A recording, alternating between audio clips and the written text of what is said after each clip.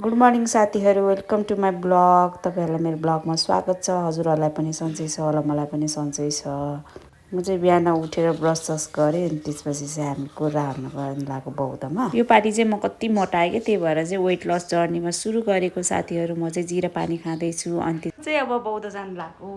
अब तयार भइसक्यो।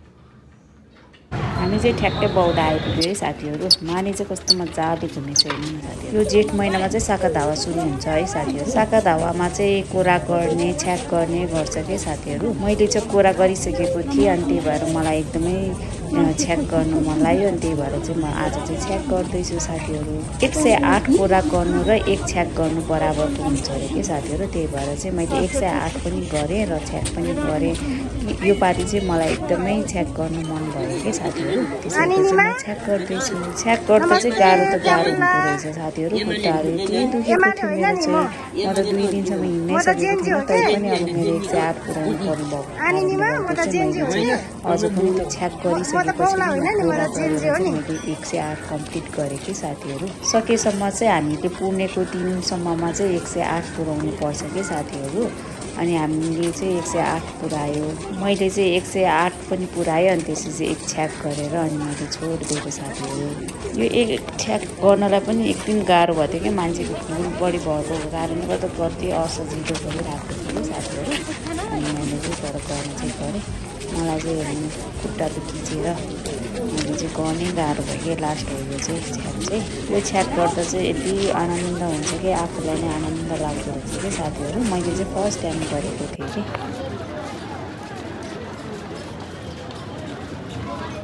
म चाहिँ छ्याक पनि भ्यायो अनि घर गएर खाना बनायो बच्चाहरूको लागि, मेरो लागि खाना बनाएर हामी चाहिँ खाना खान लागेको साथीहरू। यो चाहिँ आजको खाना हो हाम्रो। मासु खानु हुँदैन भनेको थियो, मलाई चाहिँ थाहा नभएर चाहिँ हामीले चाहिँ मासु खायो है साथीहरू। यसको लागि भगवानले माफ गरिदिनु होला, हामीले त थाहा नै भएन के।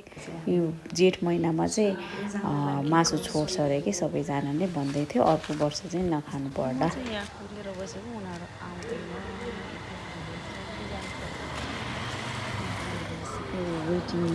पुर्णेकै दिनमा हामीले नमोबुद्ध, स्वयम्भू र बौद्धमा चाहिँ कोरा गऱ्यो भने चाहिँ एकदमै राम्रो हुन्छ भनेर भन्नुहुन्छ। हामीले चाहिँ स्वयम्भू र बौद्ध मात्र गऱ्यो कि साथीहरू।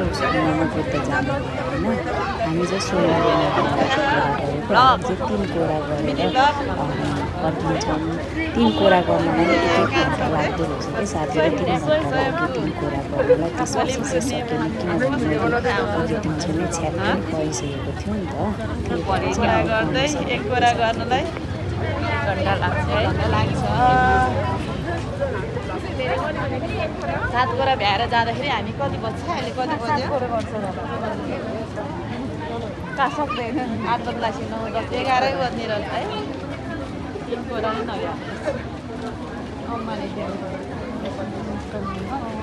गर्न सक्नेले चाहिँ स्वयम्भूका पनि गर्छ कि छ्याक साथीहरू। यो छ्याक गर्नलाई दिनभरि लाग्छ कि साथीहरू। चाहिँ 1 कोरा गर्नको लागि नै दिनभरि लाग्छ। हामीले चाहिँ सक्दैनौँ कि 13-14 घन्टा हामीले भर्खरै नेपाली सुरु गरेको। त्यहाँ त 5 मिनटमा 1 कोरा हुन्छ भने 1 घन्टा नै 1 कोरा लाग्छ।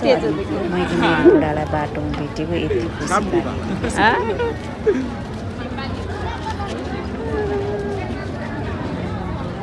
म यतै आएको नि।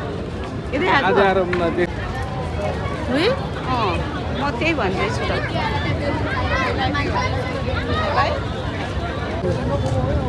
एउटा गान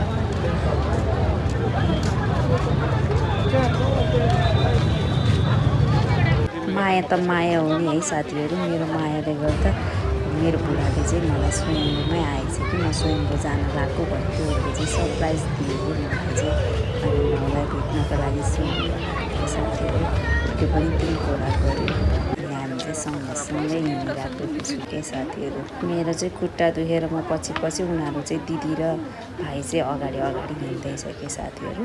अनि त्यसपछि चाहिँ म ढिलो भयो भनेर मेरो बुढाले चाहिँ मलाई समातेर हात समातेर अगाडि हिँडेछ कि। फर्स्टमा त कोरा गर्नलाई सजिलै भएको थियो, दोस्रो पटक चाहिँ ठिकै भएको थियो। तेस्रो पटकमा चाहिँ हामीले कोरा गर्नै नसकेको थियो। मेरो बुढाले त मलाई तानी लगेर 3 कोरा सकायो कि साथीहरू। बिहान छ्याक गरेको थियो नि त, त्यही भएर चाहिँ मेरो खुट्टा दुखेको छ। दर्शन भयो। Thank you for watching video.